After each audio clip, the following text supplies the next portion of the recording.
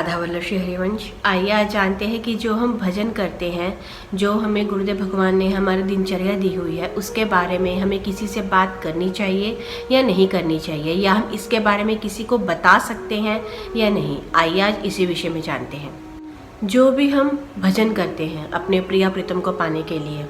जो गुरुदेव भगवान ने हमें दिनचर्या दी हुई है, उसके बारे में हमें किसी से कुछ भी नहीं बताना चाहिए।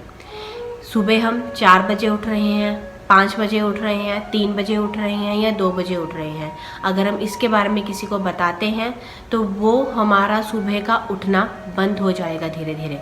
गुरुदेव भगवान कहते हैं कि जो भी हम भजन करते हैं उसके बारे में भी हमें किसी से कोई बात नहीं करनी चाहिए, उसके बारे में हमें किसी को कुछ भी नहीं बताना चाहिए। जैसे ही आप बताएंगे तो आप इस चीज़ का अनुभव करेंगे कि आपका वो जो भजन था या आपकी जो वो दिनचर्या थी वो धीरे धीरे कम होने लग जाएगी और वो धीरे धीरे बंद होने लग जाएगी। तो इसीलिए इस विषय में हमें किसी से कोई भी वार्ता नहीं करनी चाहिए, किसी से कोई भी बात नहीं करनी चाहिए। अब मान लीजिए गुरुदेव भगवान ने हमें एक दिनचर्या दी हुई है कि सुबह हमें 4 बजे उठना है, ठीक है, या 3 बजे उठना है, और हमें जो है हित 84 जी के 12 पद गायन करने हैं या फिर हमें 11 माला करनी है। ये गुरुदेव भगवान हमें बताते हैं दिनचर्या करने के लिए। तो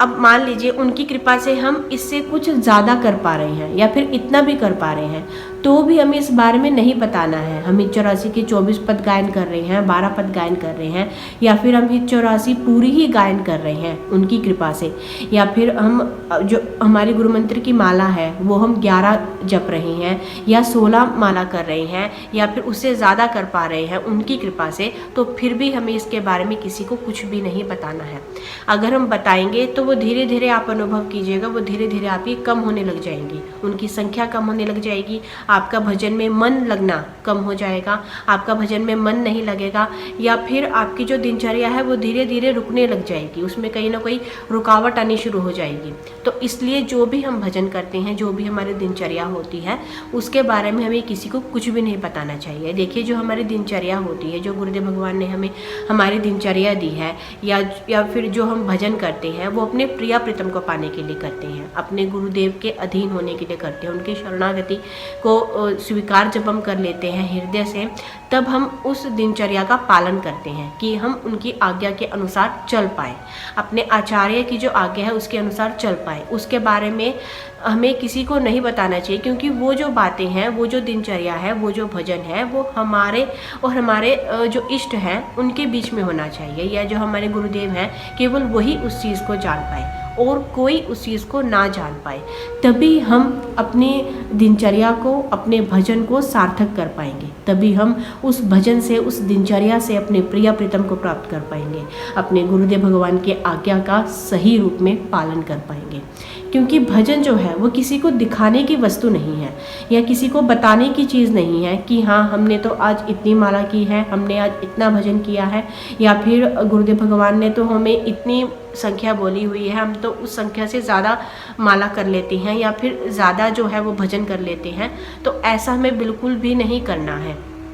अगर आप चाहते हैं कि दिन ब दिन आपका जो भजन है वो बढ़े, आप और ज़्यादा अध्यात्म में आगे बढ़ें, अपने गुरुदेव भगवान की आज्ञा में और ज़्यादा आप आगे बढ़ें, या अपने प्रिय प्रीतम को पाने के लिए जो आपने मार्ग चुना है या जो गुरुदेव भगवान ने आपको मार्ग दिया है उसमें आप बहुत अच्छे से चल पाएँ, तो आपको उसको छुपा कर रखना ही होगा, आपको उसको अपने तक रखना होगा। केवल आपके और आपके इष्ट के बीच की वो बात होनी चाहिए, आपके और आपके गुरुदेव के बीच की वो बात होनी चाहिए, किसी और को इस विषय में कुछ भी पता ना चल पाए। तो इसीलिए जो भी हम भजन करते हैं, जो भी हमारी दिनचर्या है, जो भी हम अपनी श्री जी की सेवा कर पा रहे हैं, या फिर जो भी हम अच्छा एक चीज़ में और आती है कि जो भी हम अपनी श्री जी की सेवा करते हैं या जो भी हम अपने श्री जी को भोग पवा रहे हैं, वो भी हमें किसी को नहीं बताना चाहिए। गुरुदेव भगवान कहते हैं कि जैसे हम अपने बच्चे को, एक छोटा बालक है, उसको उसकी माँ जो है वो कुछ अच्छा भोजन खिला रही है, तो क्या वो 4 लोगों के बीच में जाकर ये कहेगी कि मैंने अपने बच्चे को ये वस्तु खिलाई है? नहीं कहेगी। इसी प्रकार से जैसे हम अपनी श्री जी को भोग पवा रहे हैं, जो भी हमने उनके भोग के लिए बनाया है उसके बारे में भी हमें किसी को नहीं बताना चाहिए कि आज हमने अपने श्री जी के लिए ये भोग बनाया है। हमें कुछ भी नहीं बताना चाहिए। जिस तरह से एक माँ अपने बच्चे को जो कुछ पवाती है उसको सबसे छुपाती है कि कहीं नज़र ना लग जाए, ये बात किसी को बताने की नहीं है। उसी प्रकार से जब हम अपने श्री जी के लिए भोग बना रहे हैं तो वो भी किसी को बताने की वस्तु नहीं है, किसी को दिखाने की वस्तु नहीं है। वो सिर्फ हमारे गुरुदेव, हमारे इष्ट, हमारे श्री जी के बीच की बात है